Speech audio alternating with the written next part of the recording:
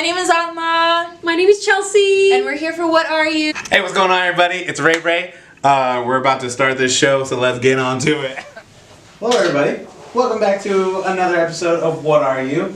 We're live with all our equipment working now, so we're good to go.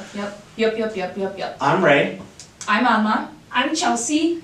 And we're happy to be back. This time we'll be talking a little bit longer than we were last time. But today's topic for the second episode of season 2 is about terms for mixed identities, as well as claiming and comparing those identities. This is a little bit broad, but we're just probably going to give our own experiences with having to claim our own identities and what that looked like for us and when that happened. So, who wants to start? I guess I will, just because I'm still in the process of trying to claim my identity. Mm-hmm. When I was younger, I was very, straight up Latino, living in Alexandria, Virginia, what up? I did have, a pretty dominant, Latino community, but then when I went to Fairfax and then later on Harrisonburg, Virginia, that's when I started getting, the mixed signals of everyone being like, oh, you're a little bit darker, so, and you like rap music, R&B, like Usher, Lil Jon, whatever, which, I do like them, but, on Saturday mornings when I have to clean the house, I'll play some Celia Cruz, you know what I'm saying? And so it took one night with, the boys to realize that there's, a distinction behind it. Mm-hmm. We were in the car, I was driving, I was playing, Prince Royce, because I was in my Prince Royce phase. Yes. And one of my friends was like, yo, what are you listening to? He's like, oh, Prince Royce? Yo, I love him, he's great. And he was like, wait, are you Latino? And the way he gave it off was not good. Yeah. And it kind of made me taken aback. I was like, well, yeah, I'm Colombian and Panamanian. He's like, so you're not black? And I was like, I don't know. And he really kind of separated the two identities that I had. And it really took me a lot to kind of think about it and kind of be like, I don't want him. And it kind of caused an identity crisis with me. But then later on I just started understanding that with my dad's community in the Bronx, I resonated with that, with my mom's community, with her friends and their families, I resonated with that. So being able to call myself black and Latino has been a very tough road, which continues on because obviously there are stereotypes and standards that both cultures have that I just never will make. Yeah. And I have to accept that as a reflection on myself. Mm-hmm. And it's a super hard thing to do. And this was in high school? This is in college. So this is in JMU time, so go Dukes! And so this is during a time that I was still kind of being who I was, but at the same time kind of hiding it. Because every time I called my mom, I'd always turn away and be like, okay, te quiero, mommy, love you. Yeah. So if anyone heard that, they knew exactly how that would be in real life. And I'm pretty sure most people have done that when they're on a date or a group setting and they're like, okay, mom, te quiero, okay, I love you, and they just hung up. And so, So just getting there. Yeah.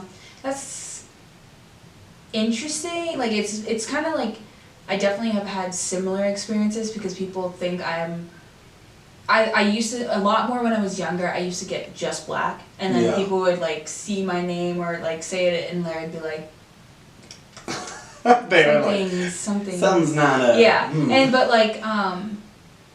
but I always got from, especially my mom's, actually both sides of my family because I'm Mexican on both sides, it was a lot of that culture, in my face, in my life, and not in a bad way. I loved growing up, around Mexican culture and stuff, but I didn't look like someone who was quote unquote typically Mexican that they expected, and it was a lot of me kind of being okay, well, I don't know where I fit in exactly because people were like, oh, you didn't speak Spanish, okay, you're not supposed to hang out with us. Yeah. And I didn't know or didn't grow up with like my black side of the family, and so like I was like, I didn't have that connection either, and so I was like kind of sitting and I was like, alright, whoever wants to be my friend can be my friend. Yeah. But like it really wasn't until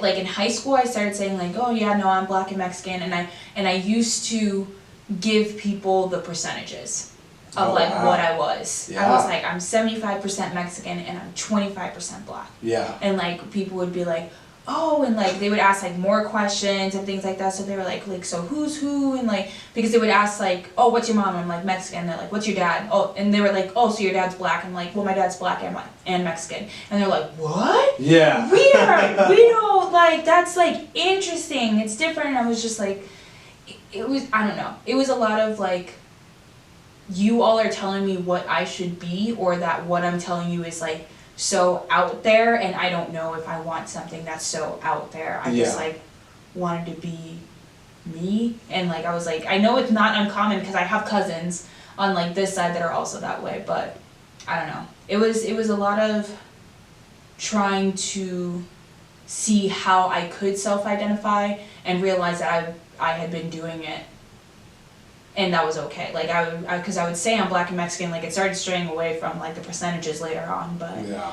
but I would always say like I'm black and Mexican, and just kind of let people tell me what they think I should be. And now it's like, nah, you're not Yeah. gonna tell me. This is like who I am. It's like I've gone through that hurdle. Yeah, like. Been there, done that. Yeah. I'm over it. I'm not going back. Like, There you go. Yeah. So that's been more of like my experience with that situation. Yeah. Yeah. Thank you both for sharing, because even just hearing those experiences, like teaches me. I'm learning about coming from, both of you have mixed identities, right? How you grew up in a household and with friendships, and just like having conversations with public people about how to adjust yourselves, going through your life stages, right? Being from youth age all the way up to being in college. I feel like that transition stages are like the parts where you develop the most. You also gain like more authenticity for yourself, 100%. and you feel more empowered when you Yeah. understand a little bit more about your identity. And I'm just thinking about those students here who are in that transition, maybe not where they are where you are at, but how to navigate through that, and if they're Like ready, figuring it out. you know. Yeah. I mean, definitely, like, trust the process comes to mind. Yeah. It is like a weird, cycle of just Yeah. having. But there are like people who are like, I still don't know what the process is. Yeah. Like that's like a whole, like we're like, we were able to get past everything, Yeah. but like not everyone is like going to have also like the same experience of our like they're for me, I feel very fortunate because my family was like, you definitely recognize you're Mexican, but then my family were also never like, well, you're not black. Like they were very much like, yeah, you are black, but like everything was Mexican around me, and Yeah. so like it wasn't like someone said deny one side and don't claim the other. Yeah. And I don't know what your experience was like with that, but I know that not everyone is that lucky. I mean, Yeah. I remember Kiana even talking about it last year, of like her two different sides of the family. Her Navajo, is that what she is? Yeah, Yeah. Kiana, I'm so sorry. Yeah. It's indigenous. Yeah. And so, her indigenous family and then her Cambodian side of the family, and like having those different like opposing views. And so like, I also know that her experience to like where she is now was very different from ours too. Yeah. Definitely, I mean, not everyone's going to be the exact same, but definitely understanding of, your family, starting with your mom or dad, or if you're like a single parent, like family, like understanding as much as you can about your family, and then just going from there and just being like, all right, cool, like, let's do this. And just understanding that there's just going to be standards for that culture thrown at you every step of the way that are going to kind of try to break you down or make you trip up or being like, oh, as a black person, you're supposed to do this, and you're supposed to do that, and as a Latino, you're supposed to like gorditas instead of, you know, tortilla. You know, like, you're gonna start doing all these little nitpicking ways, and I think you just need to reflect as a person and just be like, hey, I'm this, point blank. I think it also really helps to connect with people who are mixed as Yeah. well, and like, it's hard because I only know about like mixed heritage like programs and stuff because of CU Denver. Like, I didn't have any office that I knew of in undergrad that were strictly for mixed people. So like, being able to share those stories and like those like experiences, like, I found a couple people at Mizzou that I was able to talk about that, and like, and I remember one of my friends, he's black and Mexican, and so like, we talked about like that experience and having to like communicate with people, and like also like talking on the phone with our family and things like that, and what that looked like. But that felt even like just that much more of like, okay, there's someone else who's going through this. Exactly. It's not just me, and I'm sure that he's had some type of similar experiences, but it's just nice to know when it's not just you. So if you are at CU Denver, come to CII. Where we have a mixed heritage program, or ethnic studies, but like, that's, I think, really finding your community is a big thing, and I also know that that's easier said than done. Yeah, because I think there's one story that I talked about in my workplace recently, of how like Saturday mornings I would like hear like, you know, my mom playing on her giant stereo in the 90s, and I'm like, man, I got clean, and everyone burst out laughing because they're like, yo, that was my life too, like, I hated it, but oh my god, that music was fire, and you know, like, I cleaned the bathroom, I cleaned my room, and then I would hear suavemente, you know, whatever, like, and you either need to know you need to go on the dance floor, or you need to clean. Yes. And so, like, you know, that really connected me with so many people immediately that I even see as, you know, Latino, like, outright. And I was like, yo, like, do you remember this song? And they're like, we were just passing songs to each other, and it was such a, like, connecting moment. So yeah, like, as a mixed, you know, identity individual, I was, like, so happy that I was able to connect with so many more people. So I am grateful for this, you know, multi-identity life that I have, and just being able to connect and just relate to so many people. So, you're bringing up music right now, and that's honestly some way that I've been able to like keep hold of everything. To be completely honest, like, being able to like play the stuff that I used to hear in the car, and like and like, there is that like conditioning of like hearing the music and I'm like, oh, I need to do something. And so like, ooh, wow, yeah, no, sorry, I had to eat before this, so I'm sorry. One moment. But yeah, like, me being able to listen to the songs that I listened to when I was like younger, of both sides of my culture, has like really helped me be grounded in it. Especially because I like have such a strong connection with music and stuff, and like, it's still a huge part of my life today. And so like, that's always been the constant. Like, I can always go back to this song and be like, okay, this is who I am. And like, and I remember being like, it just takes you back to like when you were a kid and you didn't like worry about any of this stuff. It's just kind of like everything kind of not dissipates, but everything kind of goes to a space where you were able to just be, you know, and that's such a like nice, relaxing like state of mind, you know, enter in, and just realizing that there is a space like that within your own identity is such a great feeling, especially with like especially with music, for sure, because like there's a lot of music that resonates with a lot of people, and you know, being as a mixed identity individual, you're able to do that. You're able to be like, hey, do you remember this Usher song that like you were just singing in the rain? It's like, yes, and you sing that, take off that shirt, and you'd be like, yes, I'm gonna do it. I'm not saying I did it, but you know, you can resonate with that. You can resonate, you know, when you heard Beady Beady Bum Bum. You know, like, there's a lot of songs that instantly click in your mind with so many other people. And yeah, it's more of an empowering state once you figure out those identities and just how much is connected and overlapping with one another. For sure, yeah. Yeah. In my multiracial families and communities class, we call blending two cultures together as like ethnic blending, and it's like under biculturalism. So, and it's when you're accepting both cultures Yeah. as an individual, but this could look different with a couple who is in an interracial relationship, right? And through your example, Ray,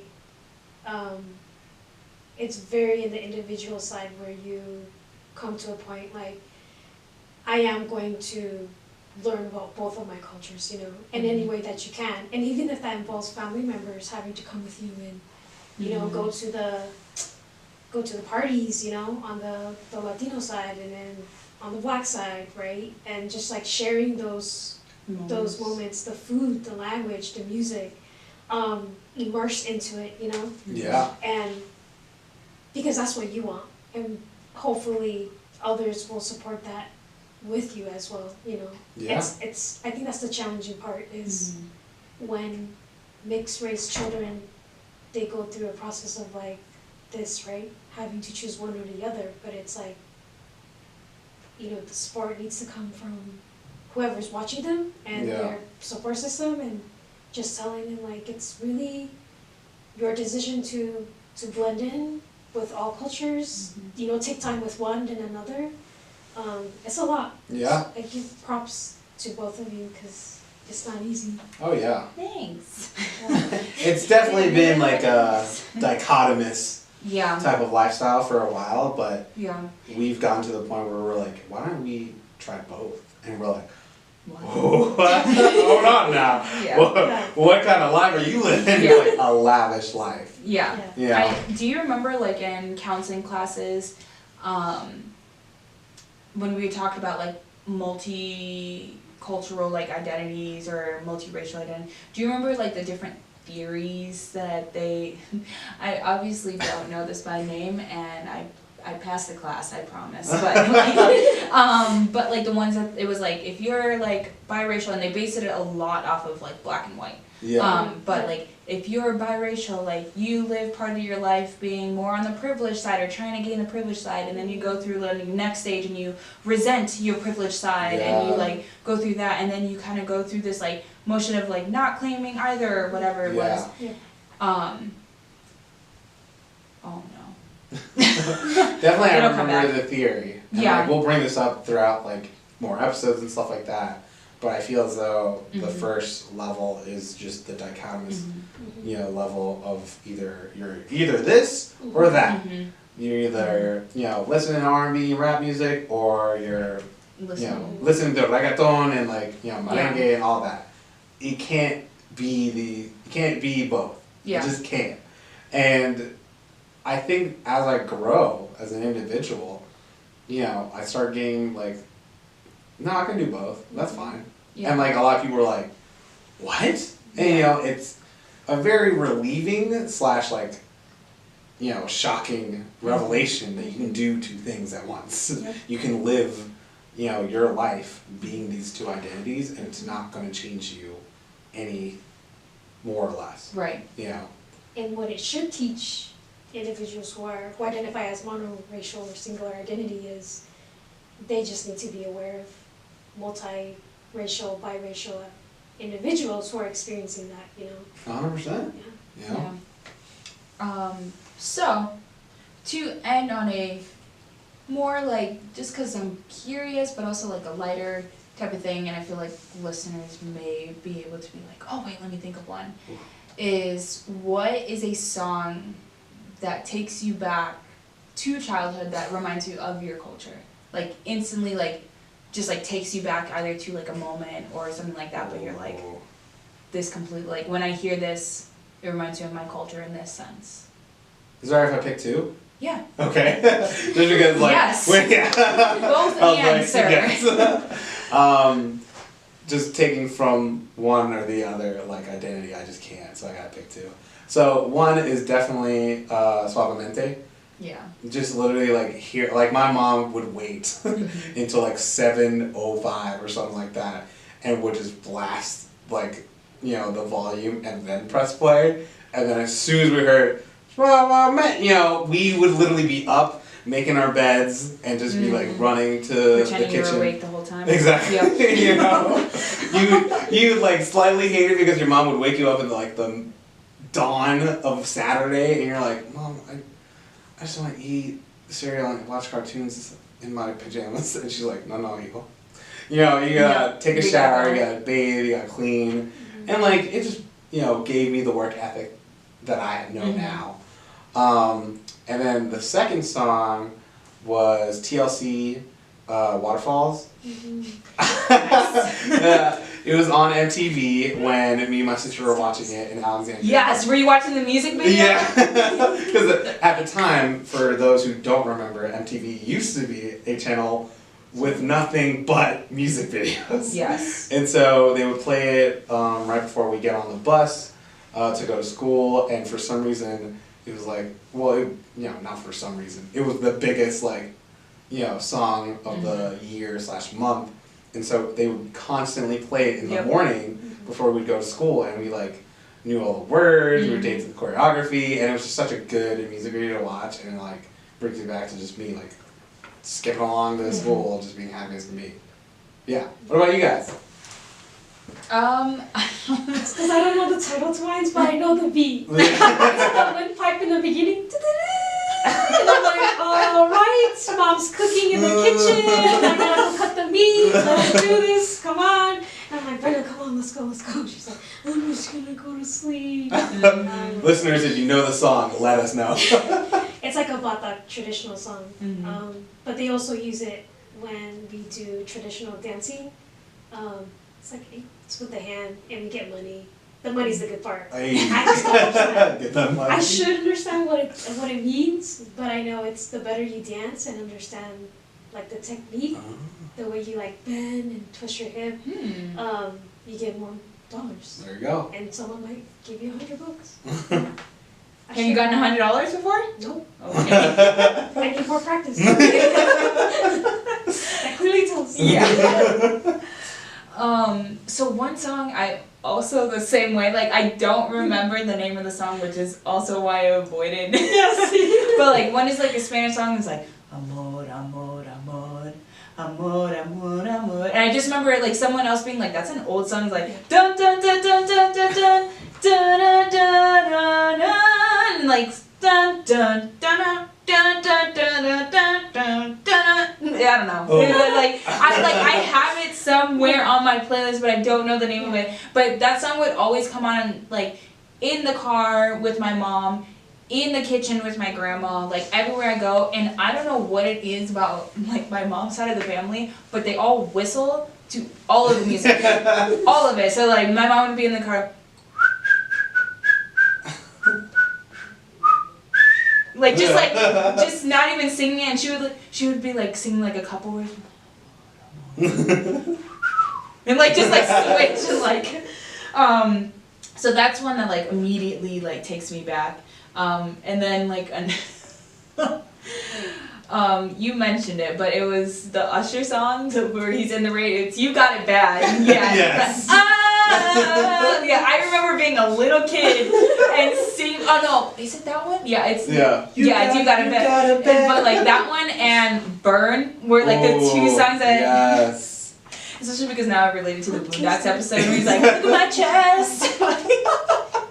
But like such good songs, and like I was sure I'm gonna get married one day. I'm pretty sure. Yeah, that was the same thought process of every girl in the 90s. Yeah, we were just like, this is gonna happen. It's It like, has to happen. Yeah. Yeah, because I'm fully in love at 10. But yeah, no, it like takes me back. Yeah. Let me see you learning. Oh, so good. I'm probably gonna listen to it after this. Nice. So many days, so many hours, I'm still burning till you return. Wow, we really harmonized, guys. Yeah. We got this. Good job, everyone. If this doesn't work out, we got it. We got our side hustle on the side. Yeah. There, I found it. I found a There side you go. hustle. There Everyone you needs go. to find a side hustle. I wanna At least find that's that what side I've been hustle. told. Yeah. Like, I don't have one yet, Now but you it's do. coming. Now you do. So, There it is. yeah. But do you all have anything else to say? Send us your songs. Yes. Send us your songs that you think. How? I don't know, through Instagram, through our, think Yeah, about a song that you MBSA. really like, and send us an email. I don't know. We'll find it. Yeah. Somehow. You can direct message us. One of them is, it's either at CU Denver MBSA or at MBSA CU Denver. It's that one, isn't it? It's at M as in Mary, B as in boy, S as in savage, A as in asinine, CU Denver. Yes. Yep. Or you can also message. At CU Denver Ethnic Studies. Yep. There you So yeah, send us your songs that like instantly take you back to childhood and remind you of your parents or cooking or dancing or anything like that. There you We'd love go. to hear from you all. Yeah. Yeah. Well, thank you all for sticking with us through this. We'll be back next week with another episode. I'm not sure what hair. We are talking about hair. Get ready, next week. people. We're So talking I've about been hair. waiting for this. Alrighty. So, but thank you all for stopping by and thank you for listening to What Are You? Thanks for tuning in. Tune in next week. Whoop, whoop.